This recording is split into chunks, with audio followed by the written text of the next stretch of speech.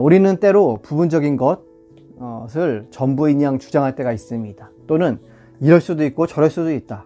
그 모든 것이 옳다라고 혼란하게 만들 때가 있죠.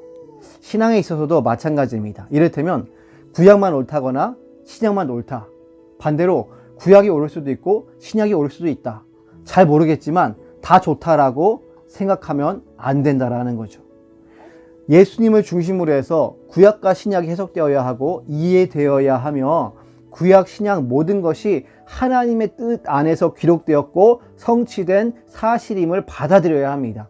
이것이 그리스도인들에게 올바른 신앙관이고 성경 해석관인 거죠. 마리아가 예수 부활 소식을 전했음에도 불구하고 제자들은 그날 저녁에 유대인들을 무서워하여 모인 곳에 문을 닫았습니다. 오늘날의 그리스도인들도 마찬가지죠. 교회 다닌다라고 하고 예수님의 부활의 사실을 실제로는 믿지 못합니다. 여전히 두려워하는 거죠. 제자들이지만 왜 그들이 믿을 수 없었을까요? 바로 하나님의 말씀을 몰랐기 때문입니다. 그게 도대체 무슨 말이냐고요? 라고 저에게 할 수 있겠죠. 성경은 그렇게 말합니다. 요한복음 20장 9절은 이렇게 말합니다. 그들은 성경에 그가 죽은 자 가운데서 다시 살아나야 하리라 하신 말씀을 아직 알지 못하더라. 제자들은 예수님과 함께 동고동락하고 많은 사역을 하였지만 목격하였지만 또한 많은 기적에 함께 동참하였어요. 예수님 주신 권능으로 귀신도 쫓아냈어요. 질병도 치료했어요. 하지만 하나님의 말씀을 아직도 총체적으로 이해하지 못했다라는 것입니다. 단편적으로 부분적으로 알았던 거죠. 그래서 성경이 죽은 자의 부활, 예수의 부활에 대해서 나타내고 있는 것들을 알지 못했다라는 것입니다. 그리스도인들도 마찬가지예요. 오랜 시간 평생 신앙생활을 하면서도 부분적으로 경험적으로 교회에서 말하는 것, 성공하고 부자 되고 천국 가는 것, 내 치료받는 것, 이렇게만 복음을 이해할 수 있다라는 거죠. 구약, 신약 단편적으로만 이해하는 거예요. 예수 부활의 사건을 알지를 못하는 거죠. 믿지 못하고 두려워하는 겁니다. 여전히 세상 가운데, 삶 가운데. 여러분, 이처럼 예수 부활을 믿지 못하고 두려워 숨었던 이 제자들의 믿음이 어떻게 자라날 수 있었을까요? 변화될 수 있었을까요? 그것은 우선 예수님이 그들을 찾아오셨기 때문이죠. 자신의 손과 옆구리에 난 못자국과 창자국을 보이시며 친히 십자가에 못 박혀 죽으신 예수임을 보이십니다. 그리고 그들에게 평강이 있을지어다 라고 말씀하시죠. 예수님은 역사적으로 사실적으로 자신을 드러내신 것입니다. 이 평강은 헬라어로 에이레네죠. 히브리어로 샬롬에 해당되는 말입니다. 이 샬롬은 유대인들의 전통적인 인사말이죠. 그들의 일상의 생활에서 주고받는 인사예요. 이것은 정말 그 전쟁과 그 죽음과 칼 끝에 매일매일 불안하고 두려움에 떠는, 언제 그 무슨 일이 생길지 모르는 그 가운데 너 평안하냐? 너 괜찮냐? 물어보는 거. 하지만 여러분, 예수님의 평강은 어떻습니까? 예수께서 주시는 평안은요, 구속사적인 평화입니다. 모든 평안을 포함하며 우리를 죄와 사망과 저주와 재책에서부터, 우리의 쓴뿌리에서부터, 우리의 상처에서부터, 이 세상의 모든 악에서부터, 두려움에서부터 자유케 하시는 평강인 줄 믿으시기를 바랍니다. 그 예수님 만나고 보고 그분이 주시는 평강으로 제자들은 기뻐할 수 있었죠. 저와 여러분에게 이 어려운 시국에 이 부활하신 주님의 평강이 충만하시기를 축복합니다. 네, 여러분, 정말 어떠한 불신과 두려움 속에서 예수님을 만나고 보고 그분의 음성을 듣는 것이 참으로 소중하고 귀해요. 저도 간절히 그러기를 계속해서 기도합니다. 그런데 더 중요한 것은 성경이 전하는 바 하나님의 아들이신 예수님에 대해서 우리가 배우고 이해하는 것이 중요하다는 것입니다. 병 고침 받는 것, 문제가 해결되는 것 중요해요. 예수님을 목격하는 것, 만나는 것, 음성 듣는 것도 중요해요. 기적을 경험하는 것도 중요해요. 하지만 더 중요한 것은 거기서 끝나면 안 된다라는 거죠. 성경은 하나님의 아들이신 예수님에 대해서 무엇이라고 말하고 있는지, 구약과 신약이 뭐라고 말하고 있는지, 하나님의 뜻은 무엇인지를 아는 데까지 이르러야 된다는 것입니다. 말씀을 통해 그것은 그리스도 중심적인 가치관이 온전히 세워지는 거예요. 누가복음 24장 44절부터 47절까지 우리 같이 한번 읽어볼게요. 또 이르시되 내가 너희와 함께 있을 때에 너희에게 말한 바 곧 모세의 율법과 선지자의 글과 시편에 나를 가리켜 기록된 모든 것이 이루어져야 하리라 한 말이 이것이라 하시고, 이에 그들의 마음을 열어 성경을 깨닫게 하시고, 또 이르시되 이같이 그리스도가 고난을 받고 제3일에 죽은 자 가운데서 살아날 것과 또 그의 이름으로 죄사함을 받는 회개가 예루살렘에서 시작하여 모든 족속에게 전파될 것이 기록되었으니, 그것을 듣고 제자들이 깨닫는 겁니다. 알게 되는 겁니다. 이 예수님이 유령이 아니구나. 이 예수님은 하나님의 계획이 이분을 통해서 지금 이루어졌다는 것이구나 라는 걸 깨닫는 것입니다. 이것이 뭐예요? 그분의 죽으심과 부활을 통해 그 회개케 하는 그 복음이 열방 가운데 이제 전파될 것이다라는 거예요. 예수의 죽으심과 부활에 이런 의미가 있다라는 것을 제자들에게 가르쳐 주는 거예요. 자, 그러니 여러분, 오늘날 신앙에 있어서, 교회에 있어서 우리는 내가 경험한 것, 내가 부분적으로 아는 그러한 예수님과 신앙만을 주장하고 전부인 줄 알고 착각할 수가 있습니다.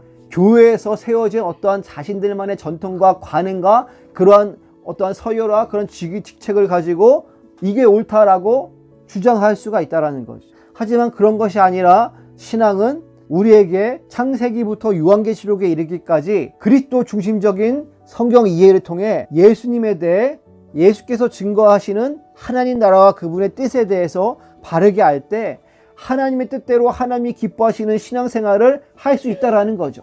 그것이 제자들의 신앙과 그들의 변화였다라는 것입니다. 이처럼 불신과 두려움에 빠져있는 제자들에게 자신을 보이시고 음성으로 평강을 전하시며 말씀으로 알게 하신 예수님은요, 사명을 주십니다. 아버지께서 나를 보내신 것 같이 나도 너희를 보내노라 말씀하시죠. 그러면서 하시는 말씀이 오늘 본문의 22절 이르시되 성령을 받으라는 거예요. 여러분, 이 말씀이 무엇인지 이해가 되시나요? 그러니까 성경이 말하는 것은 그냥 예수님 부활하셨다, 나타나셨다, 평강을 전하셨다, 이게 아니라는 거예요. 아니면은 그냥 예수님 그냥 성령 받으라, 아니라는 거예요. 그냥 나가서 전도 열심히 해라, 아니라는 거예요. 이 전체적인 내용이 있다라는 거죠. 예수님이 눈으로 보이시고 또 평강을 전하시고 말씀을 깨닫게 하시고 나서 성령을 받으라라고 말씀하시는 거예요. 왜 성령을 받으라고 말해요? 이것은요, 우리가 믿기 전에 또는 우리가 믿을 때, 믿은 후에 우리 안에 늘 함께 내주하시며 보호하시는 그러한 성령님의 사역을 뛰어넘습니다. 무슨 말이냐? 성령님은 삼위일체 하나님이 동시에 인격이시고 우리가 존중해야 하시는 분이에요. 그리고 능력으로 권능으로 역사하십니다. 중요해요. 그런데 구원받은 성도가 되는 것과 성령의 권능을 입는 것은 차이가 있습니다. 그 차이는 무엇일까요? 누가복음에서는 권능으로서의 성령님을 아버지께서 약속하신 것이라고 말해요. 위로부터 능력으로 입혀진다라고 말해요. 이미 믿은 제자들에게 성령께서 함께 하시고 계시지만 예수께서 말씀하신 것은 그 정도를 뛰어넘어 능력으로서의 성령님의 능력을 다시 입으라는 겁니다. 그 성령께서 다시 역사하신다라는 거예요. 그러니 여러분, 성경은 예수님께서 또 하나님의 성령을 힘입어 귀신을 내쫓았다라고 말씀하시죠.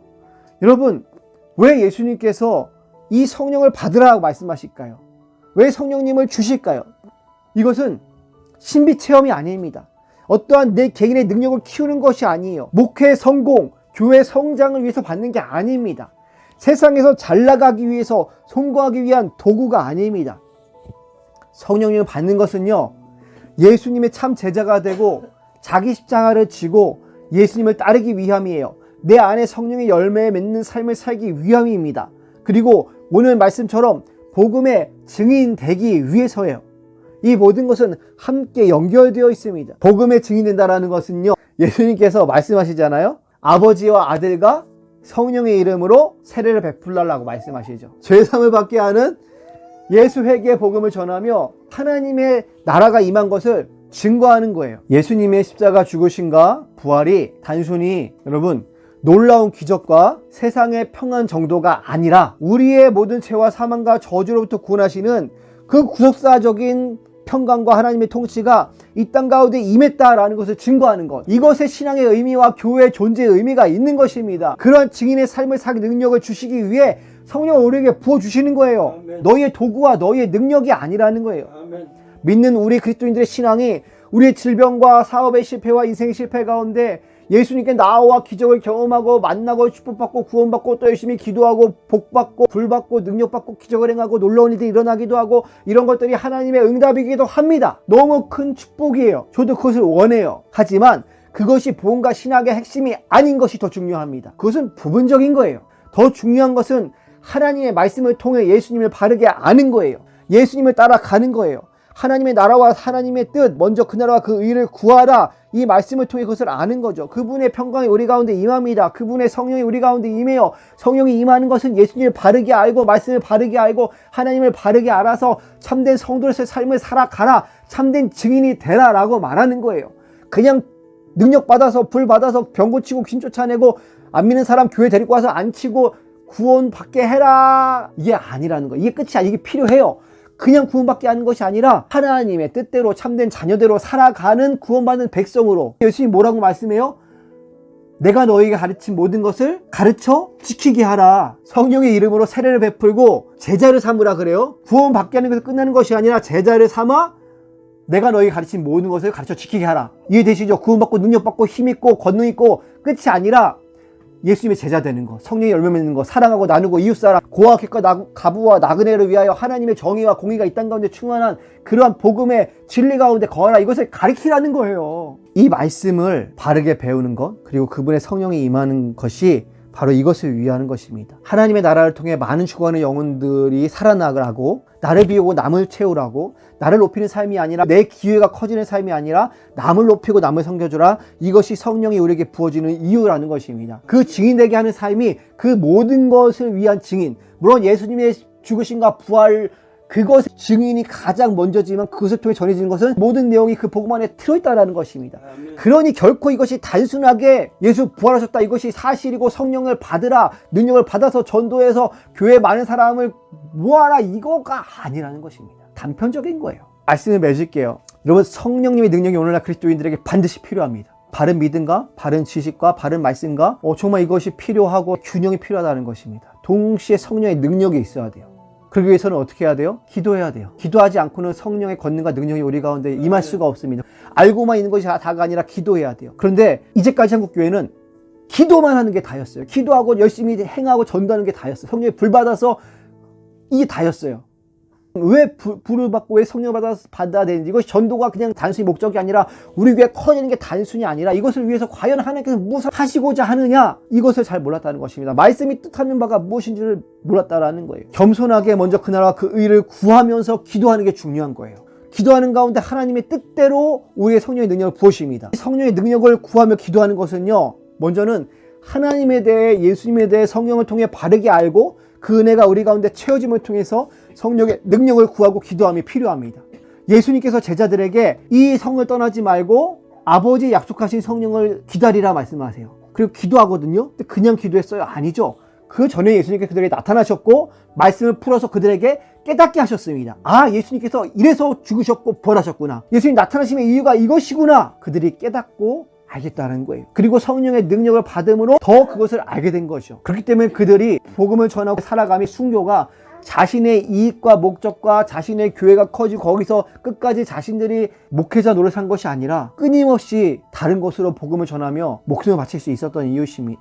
여러분, 이것이 없이 성령의 능력만 구하고 기도만 많이 하다 보면 왜곡된 신앙, 잘못된 신앙, 교만한 신앙이 될 수 있습니다. 우리가 예수님의 죽으심과 부활의 그 의미와 성령을 받는다라는 것을 왜 받아야 하는지, 무엇을 위해 받아야 하는지 그 전체적인 내용을 균형 있게 알아야 합니다. 이 성령의 능력, 권능이라는 것은 어떠한 도구가 아닙니다. 내가 함부로 할 수 있는 게 아니에요. 그래서 인간인 우리가 함부로 성령을 누군가에게 주거나 던지는 게 아니에요.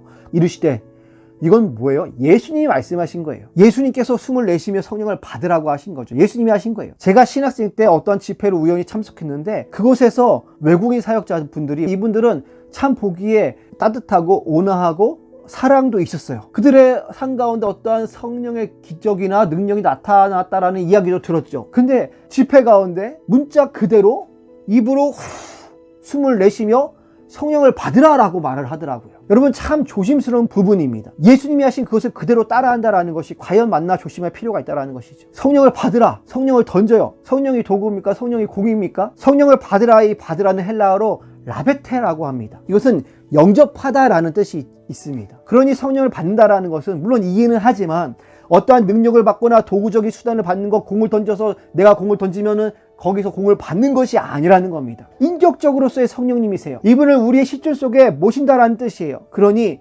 사도들을 통해서 어떤 역사가 일어났다고 해도 그 일의 능력의 원천은 사도들 자신들에게 있는 것이 아닙니다. 그러니 바울도 베드로도 기적 가운데 사람들이 엎드려 절할 때 이것은 내가 한 것이 아닙니다 라고 말하는 거죠. 왜?